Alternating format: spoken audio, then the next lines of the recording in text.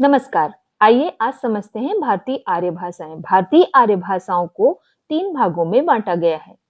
प्राचीन भारतीय आर्य भाषा, मध्यकालीन भारतीय आर्य भाषा और आधुनिक भारतीय आर्य भाषा। प्राचीन भारतीय आर्य भाषा 2000 ईसा पूर्व से लेकर 500 ईसा पूर्व तक थी, लेकिन इसे भी 2 भागों में डिवाइड किया गया है, वैदिक संस्कृत और लौकिक संस्कृत। वैदिक संस्कृत प्राचीन भारतीय आर्य भाषा का प्राचीनतम नमूना है। यह 2000 ईसा पूर्व से 800 ईसा पूर्व तक है। इसमें वेद लिखे गए हैं। वेद, उपनिषद, वेदांग इसी भाषा में लिखे गए हैं। और जो लौकिक संस्कृत है वो 800 ईसा पूर्व से लेकर के 500 ईसा पूर्व तक है।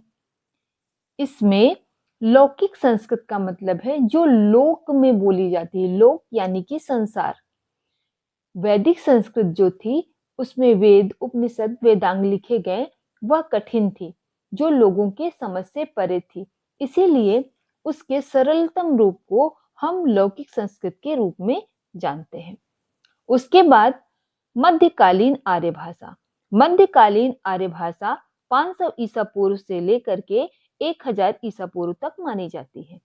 इसको हम 3 भागों में बांटते हैं, पाली, प्राकृत और अपभ्रंश। पाली को प्रथम प्राकृत, प्राकृत को द्वितीय प्राकृत और अपभ्रंश को तृतीय प्राकृत के रूप में भी जानते हैं। पाली का जो समय था वो 500 ईसा पूर्व से लेकर 1 ईस्वी तक था। प्राकृत का समय 1 ईस्वी से लेकर के 500 ईस्वी तक। अपभ्रंश का समय 500 ईस्वी से 1000 ईस्वी तक। उसके बाद आई आधुनिक भारतीय आर्य भाषा। आधुनिक भारतीय आर्य भाषा 1000 ईस्वी से अब तक जिस भाषा का प्रयोग किया जाता है उसे आधुनिक भारतीय आर्य भाषा के नाम से जानते हैं।